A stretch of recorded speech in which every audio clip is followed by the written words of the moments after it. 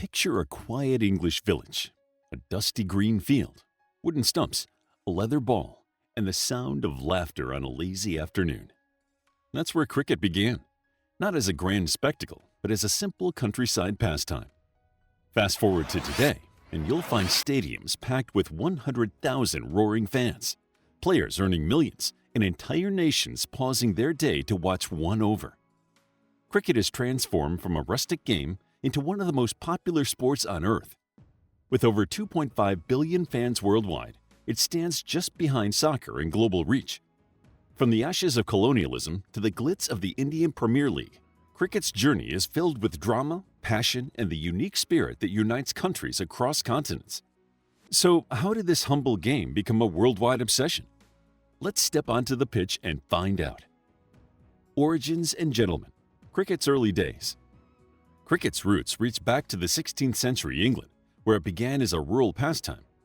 Children in the southeastern countryside first played a bat and ball game on sheep-grazed fields. The earliest written reference to cricket dates to 1597, involving a legal dispute over land in Guildford. At the time, it was described as a simple diversion, far from the structured game we know today.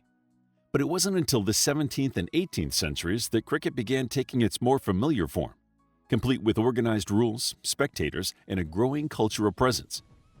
As the sport grew in popularity, it became a favorite among the English gentry. Cricket was considered a gentleman's game, one of leisure, strategy, and etiquette. Matches were often played on aristocratic estates, and wagers were a common part of the spectacle. Nobles and aristocrats sponsored teams and tournaments, using the sport to showcase honor, power, and social status.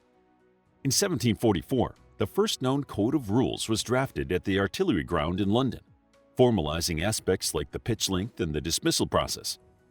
In the late 1700s, the Marylebone Cricket Club, MCC, was founded.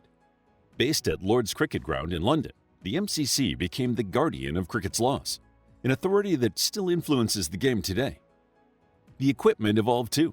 The bat transformed from a curved club-like stick designed to strike a rolling ball to the flat blade we recognize today. The ball, once loosely stitched, became tightly wound for greater consistency. Underarm bowling was the norm, with bowlers lobbing the ball gently across the pitch. Matches could last multiple days, and while scores were modest and the play often slow, there was no mistaking the excitement and growing prestige surrounding the sport. At the grassroots level, villages competed fiercely, often drawing large crowds for their local derbies. These games were more than recreation. They were expressions of identity, community, and local pride. Simultaneously, wealthy patrons shaped cricket's upper echelons, investing in players, organizing county matches, and slowly building the structure of competitive cricket.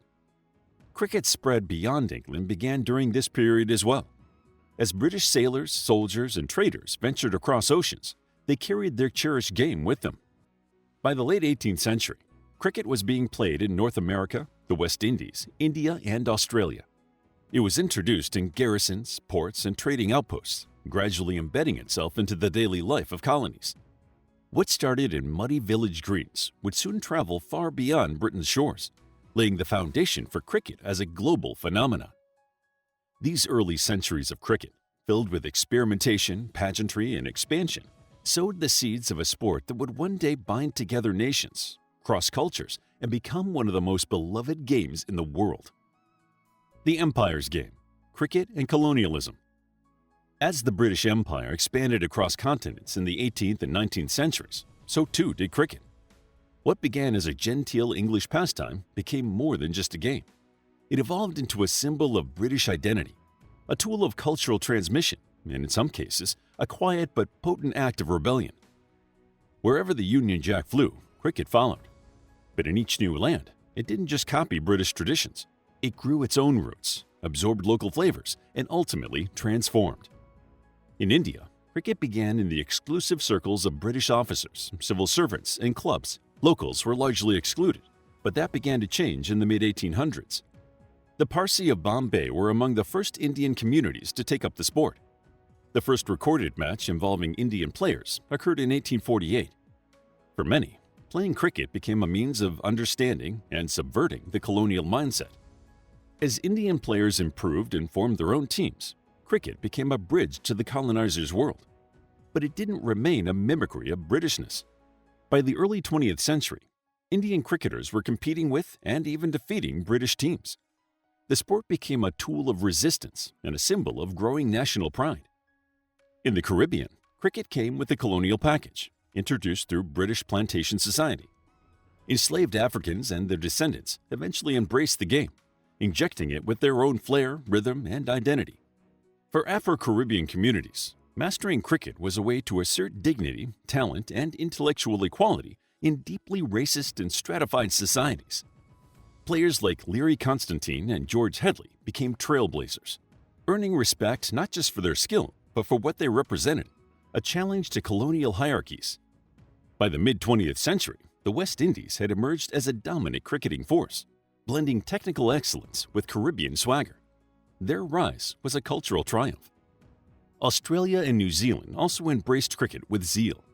Settler societies saw it as a link to their British heritage and a source of communal pride. The first intercolonial matches in the 1800s drew large crowds, becoming major social events. Australia played England in the first ever official Test match in 1877. That match launched one of the sport's greatest rivalries, the Ashes. Over the decades, this contest became a fiercely competitive tradition, symbolizing not just sport, but national identity and honor.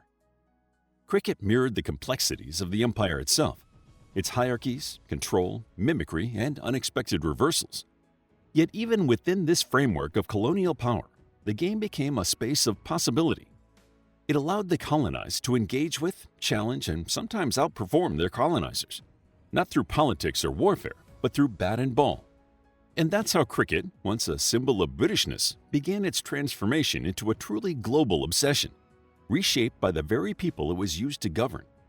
Each nation took the game and made it their own, turning a colonial export into a cultural treasure. A modern evolution, the rise of one-day and T20. For much of its history, cricket was a long game. Test matches spanned 5 days, demanding patience, endurance, and strategy. But by the late 20th century, the world was changing. It was faster, louder, and more time-sensitive. Cricket had to adapt, and it did, spectacularly. The One-Day International, ODI, was born in 1971 when a rain-ruined Test match in Melbourne was replaced by a single-day 40-over match. It was an instant hit. Spectators loved the speed, color, and clarity of results. ODIs featured white uniforms under floodlights, colored balls, and music in stadiums, elements that drew younger fans. The inaugural Cricket World Cup in 1975 cemented the format's place in cricketing culture. By the 1990s, limited overs cricket was dominating. Players like Sachin Tendulkar, Brian Lara, and Wasim Akram became household names. Matches were televised globally, and cricket's audience exploded. The 1996 World Cup in the Indian subcontinent drew hundreds of millions of viewers. Then came the 2020 T20 format, a 3-hour all-action spectacle introduced in England in 2003. It was designed for fast-paced entertainment and quickly found a massive fan base. The first ICC T20 World Cup in 2007 was a game-changer. India's dramatic win sparked a revolution, leading to the birth of the Indian Premier League, IPL, in 2008. T20 changed everything: athleticism, strategy, team composition, and even how fans interacted with the game. Players became global icons, and leagues around the world followed the IPL's model. It made cricket shorter, sharper, and more commercially viable. But it also retained the heart of the game, the thrilling uncertainty of bat versus ball. India and the billion-dollar boom. India is now cricket's epicenter, economically, culturally, and emotionally. The country's love for the game is boundless. Cricket in India is not just a sport, it's a festival, a ritual, a unifier. Streets empty during big matches. Families huddle around TVs. Conversations shift, emotions soar, and for a few hours, everything else takes a back seat. According to Forbes, most of the global cricket revenue is generated from India, thanks largely to its massive fan base, deep-rooted passion, and booming broadcast market. The rise began long before the IPL. From Kapil Dev lifting the World Cup in 1983 to Sachin Tendulkar's rise as a cricketing deity, India's story is one of passion meeting potential, Tendulkar, known as the Little Master, became more than a player. He was a symbol of national pride.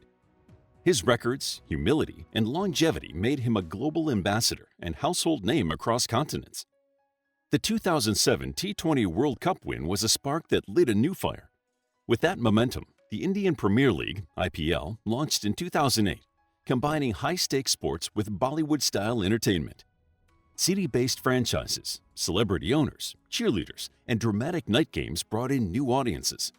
It was glitz, glamour, and grit. Star players from around the world were auctioned like prize jewels, and the league quickly became a financial juggernaut.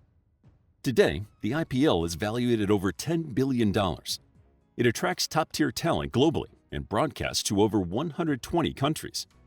Players like Virat Kohli, MS Dhoni, and Rohit Sharma are cultural icons. Their faces appear on everything from billboards to cereal boxes, and their decisions on the field spark debates in homes, offices, and cafes alike. Crucially, Indian cricket has also democratized opportunity. Once dominated by big city players, the game now draws stars from small towns and villages. Stories of players rising from dusty back streets to international stardom have inspired millions. Infrastructure, training academies, and grassroots programs have improved dramatically, turning India into a consistent powerhouse across all formats of the game. And it's not just the men's game anymore. The women's game is on a rapid rise, with stars like Harmanpreet Kaur, Smriti Mandhana, and Shefali Verma making headlines. Domestic women's leagues are gaining traction, bringing new fans and role models into the spotlight. The BCCI's commitment to promoting women's cricket has started to pay off, promising a brighter, more inclusive future. India has turned cricket into a cultural superpower. It's in songs, films, ads, and dreams. Every match is a shared emotion, every wicket a national heartbeat, every victory a collective celebration. In doing so, India hasn't just elevated cricket, it has redefined what it means to love a game. And in this cricket-mad nation, the bat and ball are not just tools, they're symbols of identity, unity, and endless possibility. Conclusion: cricket has come a long way, from sheep-grazed meadows in England to billion-dollar franchises lighting up global screens. What started as a pastime for the gentry became a lifeline for nations, a shared passion that outlasted empires. Today, it brings together people of all backgrounds, from kids playing on dusty streets to legends commanding colossal stadiums. It's a game of precision and flair, of strategy and surprise. And its heartbeat? The fans. They give cricket its soul, cheering, crying, celebrating every run, wicket, and boundary. As formats evolve and boundaries blur, cricket keeps growing, not just in numbers, but in meaning. It's no longer just a game. It's a celebration of culture, resilience, and community. Wherever there's a bat, ball, and someone to bowl the first delivery, cricket lives on. So whether you're a purist, a T20 fanatic, or new to the sport, know this: cricket's best chapters are still being written. How would you like to get a deeper understanding of history, impress your friends, and predict the future more accurately based on past events? If this sounds like something you might be into, then check out the brand new Captivating History Book Club by clicking the first link in the description. Also, grab your free Mythology Bundle ebook while they're still available. All links are in the description. If you enjoyed the video, please hit the like button and subscribe for more videos like this.